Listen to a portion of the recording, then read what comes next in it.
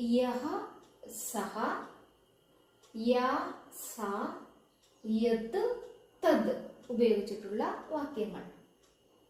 ആരാണോ ഭിക്ഷ ചെയ്യുന്നത് അദ്ദേഹം ഭിക്ഷുകനാണ്. യഹ ഭിക്ഷാം കരോതി സഹ ഭിക്ഷുകഃ. ആരാണോ മോഷ്ടിക്കുന്നത് അവൻ കള്ളനാകുന്നു. യഹ ചോരണം കരോതി സഹ ചോരഃ. ആരാണോ പഠിപ്പിക്കുന്നത് അവർ അധ്യാപികയാകുന്നു.